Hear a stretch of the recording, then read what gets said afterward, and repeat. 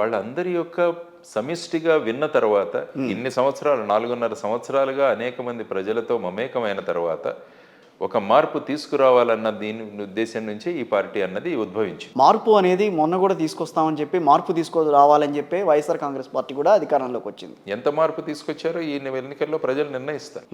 ప్రజలు నిర్ణయిస్తారు ఏ మార్పు తీసుకొచ్చారన్నది ప్రజలు నిర్ణయిస్తారు. అంటే అసలు ఎక్కడ మార్పు అనేది జరగలేదా? ఆంధ్రప్రదేశ్ చరిత్రలో ఎక్కడ ఏర్పడ్డ తర్వాత మార్పు అనేది కనిపించలేదా మీకు? 8,85,000 కోట్లు అప్పులు ఉన్నాయి. ఈ మార్పు చాలా ప్రస్పష్టమైన మార్పు కాదు. అప్పులు ఎందుకు తీసుకురావాలి? మనం ఎవరు తీరుస్తారు ఇవి? రేపు తీర్చాల్సిన బాధ్యత ఎవరిది? అలా అనుకుంటే ప్రతి రాష్ట్రం కూడా అప్పుల మీదే నడుస్తోంది.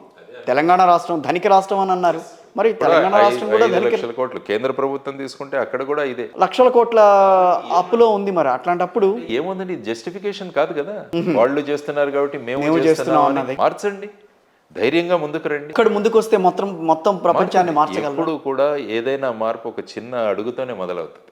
అందుకనే ఒక చోట చెప్పారు, మహాత్మా గాంధీ గారు ఉప్పు సత్యాగ్రహం చేస్తున్నప్పుడు కేవలం 72 మంది మాత్రమే ఆయనతో పాటు నడిచారు. ఆ తర్వాత అది 6 లక్షలకు చేరింది. అంటే మనం మార్పు తీసుకురావాలన్న ఉద్దేశం ఉన్నప్పుడు ఒక అడుగు వేయాలి. ఈ కుళ్ళు రాజకీయాలు అంటున్నారు. అందుకనే నేను ఎప్పుడు చెప్తుంటాను, మన ఇంటి ముందు మురుగు కాలువ వెళుతున్నప్పుడు దాన్ని మనం శుభ్రం చేయడానికి మన మున్సిపాలిటీ ఉద్యోగి దిగుతాడు.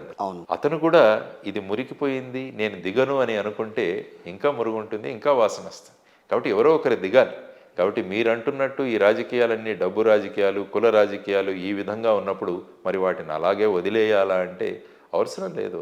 దిగుదాం, అందులో దిగి శుభ్రం చేసే ప్రయత్నం చేద్దాం అందరం కలిసి అన్నదే మా జై భారత్ నేషనల్ పార్టీ యొక్క నినాదం. జై భారత్ నేషనల్ పార్టీ ప్రత్యేక హోదా నినాదంతో ముందుకు వస్తుంది. ఈ రోజున ప్రత్యేక హోదా అన్నది మొత్తం రాష్ట్రం కోసం కటింగ్ అక్రాస్ పార్టీ లైన్స్ అన్నది వస్తుంది. ఆ తరువాత ముఖ్యంగా విభజన హామీలు, steel plant issue, railway zone issue, అప్పులు, తర్వాత యువత యొక్క ఉపాధి, ఈ అన్నిటి ఇష్యూస్ మీద మా మేనిఫెస్టో అన్నది మేము రాబోతున్నాం. ఆంధ్రప్రదేశ్కి పరిమితం అవుతుందా? తెలంగాణ రాష్ట్రానికి కూడా విస్తరించే అవకాశం ఉంటుందా? తెలంగాణ నుంచి కూడా చాలా మంది నాకు కాంటాక్ట్ అవుతున్నారు. తెలంగాణలో కూడా లోక్సభ ఎన్నికలు జరుగుతాయి ఇప్పుడు ఏప్రిల్, అంటే అక్కడ అసెంబ్లీ ఎన్నికలు అయిపోయాయి.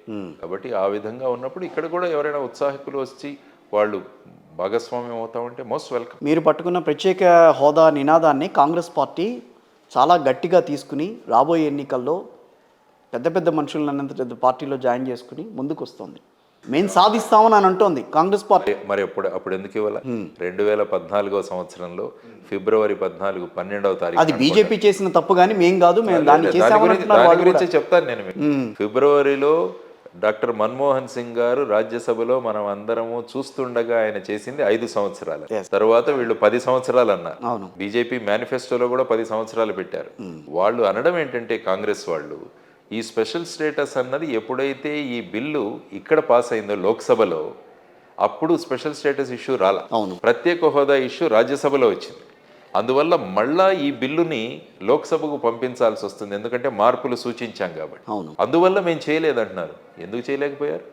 అప్పుడు ఇమీడియట్గా రాజ్యసభ నుంచి 2 రోజుల్లో స్పెషల్ సెషన్ పెట్టి అక్కడ మళ్ళా ప్రత్యేక హోదాని అందులో ఇన్క్లూడ్ చేసి మీరు కనుక పాస్ చేసుకుని తీసుకొచ్చింటే అయిపోయిండేది కదా. మరి ఏపీ రీఆర్గనైజేషన్ యాక్ట్ 2014లో మీరు ప్రత్యేక హోదా గురించి ఎందుకు మెన్షన్ చేయలేదు? మరి ఇప్పుడు ఎందుకు అంటున్నారు ప్రత్యేక హోదా తెస్తామని? అప్పుడు చేయాల్సింది కదా. అందుకని అంటున్నాం, చిత్తశుద్ధి అన్నది చాలా ముఖ్యం.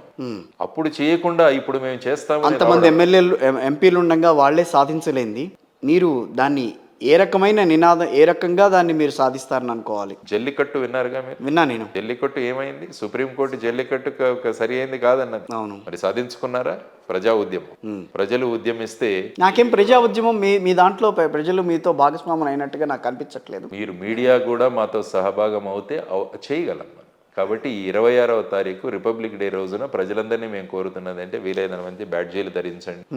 మనం కరోనా టైంలో గంటలు కొట్టాం, దీపాలు వెలిగించాం, ఇప్పుడు కూడా మొన్న కూడా బ్లాక్ బెల్ట్లు పెట్టుకున్నాం, ఇది చేశాము. కాబట్టి ప్రత్యేక హోదా కోసం అందరూ ఉద్యమించండి. సో అప్పుడు ఆ రోజు చేసినవైతే మీరు సమర్థిస్తారు? ఏవి? కరోనా రోజున బెల్ట్. అప్పుడు ఏంటంటే దారి తెలియనప్పుడు ఎవరు ఏం చెప్పినా కూడా చేశాం. ఇప్పుడు కూడా దారి తెలియని పరిస్థితిలో ఉన్నాం కాబట్టి అందరూ కలిసి వెళ్దాం. ఎందుకంటే ఈ విషయం అందరికీ స్పష్టంగా తెలిసింది. ఇప్పుడు ప్రస్తుతం ఉన్న బీజేపీ ప్రభుత్వం ఏమంటుందంటే, అసలు ప్రత్యేక హోదా అంశం గుర్తుందండి ఆంధ్రప్రదేశ్ ప్రజలకి? గుర్తుంది. కానీ ఈ ఇద్దరు పార్టీలు ఏదో చేస్తారన్న భరోసాతో ఉండినారు కానీ వీళ్ళు ఏం చేయలే.